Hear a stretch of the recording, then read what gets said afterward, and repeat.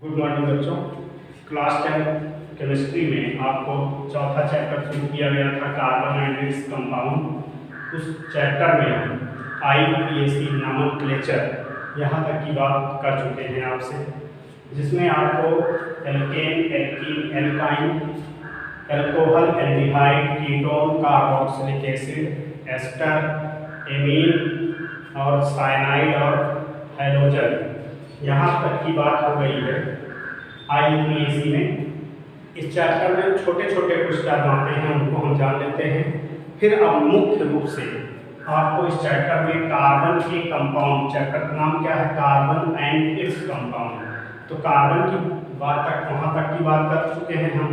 अब इसके कंपाउंड में दो कंपाउंड आपको पढ़ने हैं इस चैप्टर में, C2H5OH और CH3COOH। इसका साधारण नाम क्या था, एथिल एल्कोहल। और IUPAC में हम क्या लिखते हैं, इसका नाम एथेनॉल। ये आपको बताया जा चुका है कैसे इसका नाम एथेनॉल होगा, ये पढ़ा चुके हैं। इसका साधारण नाम क्या है, एसिटिक। हम IUPAC में क्या नाम देते हैं इसको, एथेनोइक अम्ल। तो देखो बच्चों, दो कंपाउंड आपके चैप्टर में इसमें अभी ये बचे हुए हैं। इसके बाद तब हम साबुन पढ़ाएंगे आपको, साबुन और साबुन की सफाई क्रिया विधि। ये आपके टोटल 3 टॉपिक बचे हुए हैं। इसमें आपको एथेनॉल में प्रिपरेशन, प्रॉपर्टी, यूज, सेम ऐसे ही एसिटिक एसिड में प्रिपरेशन, प्रॉपर्टी और यूज, यहाँ तक की बात की जाएगी। इस टॉपिक से पहले कुछ छोटे छोटे टर्म हैं, उनको पहले आज हम देख लेते हैं। चलो देखो, इस क्रम में हमने वहाँ तक की बात की थी IUPAC नॉमेनक्लेचर, ठीक है। अब आ जाइए, एक बार ना देखिए, हम अब छोटे टर्म जो बोले थे आपसे, एक तो है कार्बन की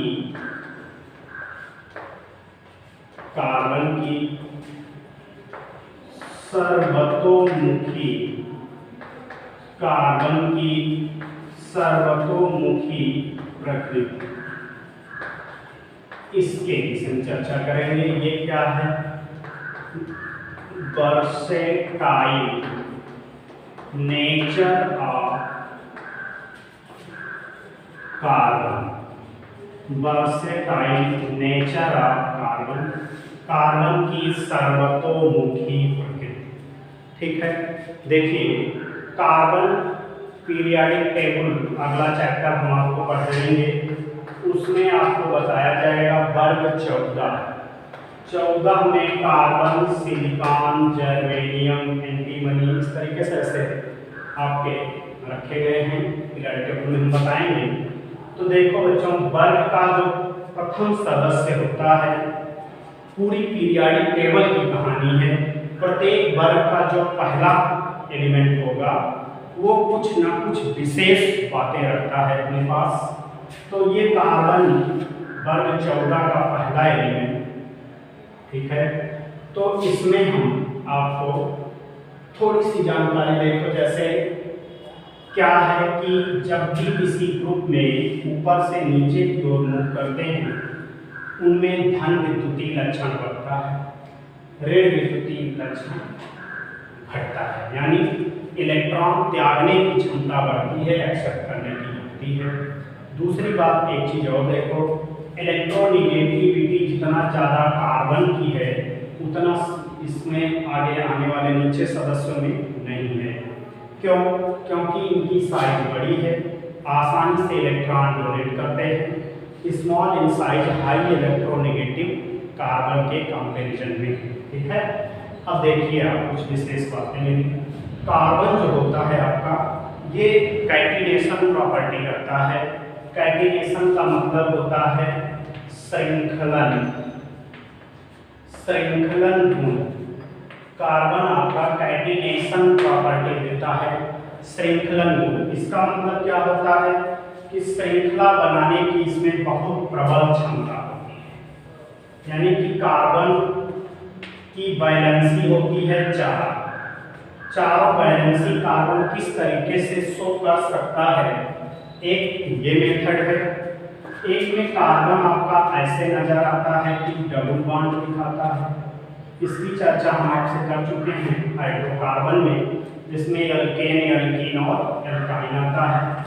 एक कंडीशन ये है देखो जिसमें ट्रिपल बॉन्ड नजर आते हैं। तो ये आप क्या इसका मतलब है कि कार्बन के पास ये टेंडेंसी होती है कि वह अपने श्रृंखला को ऊपर नीचे दाएं बाएं बहुत ज़्यादा अमाउंट में बढ़ा सकता है, क्योंकि यह एक दूसरे से बहुत जल्दी जुड़ के श्रृंखला का प्रसार करने में सक्षम होता है। ठीक है, तो इस दशा से देखो श्रृंखलन गुण कार्बन में ज़्यादा होता है। इसी को कार्बन की सर्वतोमुखी प्रकृति कहते हैं। यही रीजन है, यही कारण है कि कार्बन में श्रृंखलाएं अधिक बनाने की क्षमता के कारण कार्बन के बहुत ज़्यादा संख्या में यौगिक अभी तक ज्ञात किए जा चुके हैं। दूसरी बात क्या थी हमारी, कार्बन की चतुष्फलकीय प्रकृति। कार्बन की चतुष्फलकीय प्रकृति, कार्बन की चतुष्फलकीय प्रकृति। ठीक है, कार्बन की चतुष्फलकीय प्रकृति। अब इस चतुष्फलकीय प्रकृति में आपको 9th क्लास में ये बताया जाता है कि मीथेन का स्ट्रक्चर ऐसे होता है CH4। ये कैसे हुआ था, कार्बन का एटॉमिक नंबर 6 कॉन्फ़िगरेशन करो 2,4, हाइड्रोजन का एटॉमिक नंबर 1 कॉन्फ़िगरेशन 1। कार्बन के आउटर मोस्ट शेल में नंबर ऑफ इलेक्ट्रॉन 4 हैं, इसलिए कार्बन की वैलेंसी कितनी है, 4। दूसरे वर्ड में आप ऐसे समझ सकते हैं कि कार्बन अपने ऑक्टेट को कंप्लीट करने के लिए हाइड्रोजन परमाणु से एक इलेक्ट्रॉन का शेयर करता है। शेयर करने वाले हाइड्रोजन 4 हैं, सो 4 इलेक्ट्रॉन कार्बन शेयर करता है प्रत्येक हाइड्रोजन से एक। इस क्रम में इसकी वैलेंसी कितनी होती है, 4 होती है। ठीक है, लेकिन बाद में साइंटिस्ट आए थे लीवेल तथा वान टहाफ। ये 2 साइंटिस्ट आए थे। इन्होंने कहा कि ऐसे नहीं होता है।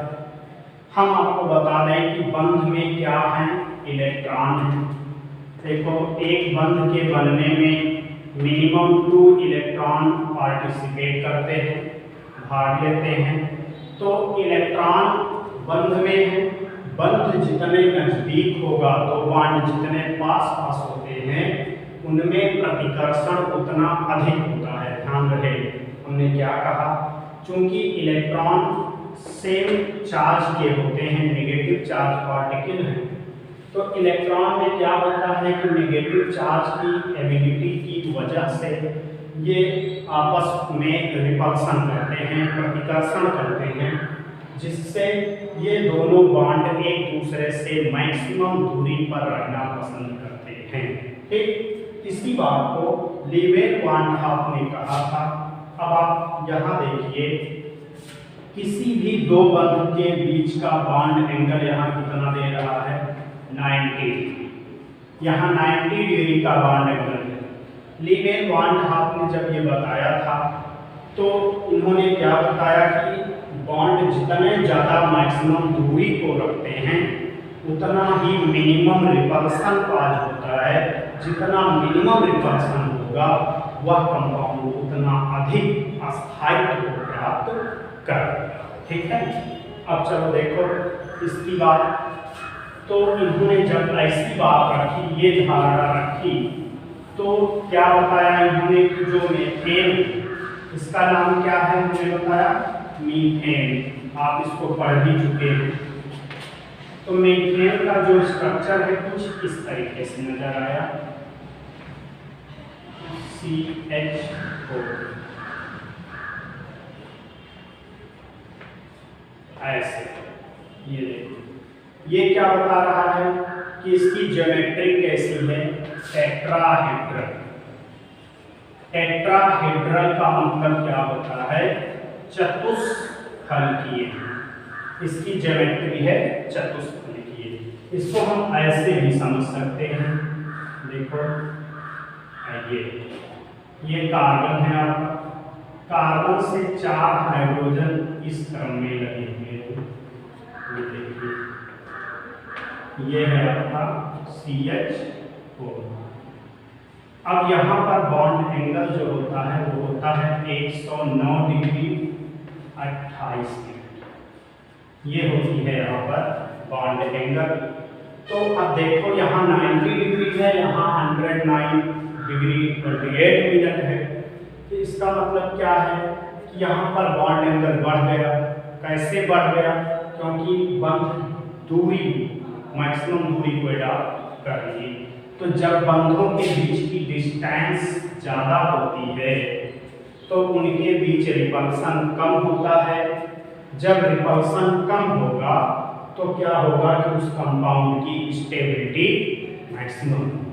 ठीक है, तो यहाँ देखो ये जो कंपाउंड आपका है 90 डिग्री वाला, ये अनस्टेबल है, यानी कि ये क्या है, इसका स्थायित्व तो कम है। लेकिन ये वाला कंपाउंड जो है ये कैसा है आपका, स्टेबल है। इसका स्थायित्व तो ज्यादा है। क्यों ज्यादा है, क्योंकि ये क्या किया है, अपनी बॉन्ड एंगल को बढ़ा लेने के कारण इसका स्थायित्व तो बढ़ गया है। बॉन्ड एंगल बढ़ गया, इलेक्ट्रॉन बंधों के बीच की डिस्टेंस बढ़ गई। डिस्टेंस बढ़ने की वजह से इनकी स्टेबिलिटी, इनका स्थायित्व बढ़ गया। इस गुण को लीवेन बार्नहाफ ने बताया, और यही क्या है, कार्बन की चतुष्फलकीय प्रकृति है। ध्यान दीजिएगा, कार्बन समचतुष्फलक का केंद्र बिंदु होता है, जिसके चारों कोनों पर एक एक हाइड्रोजन परमाणु लगे होते हैं।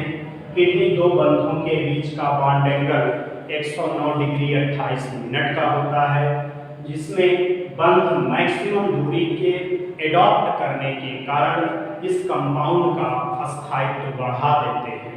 ठीक है, इतनी बातें हो गई आपकी कार्बन की चतुष्फलकीय प्रकृति के विषय में। अब देखो बच्चों, इसका ले लीजिएगा स्क्रीनशॉट।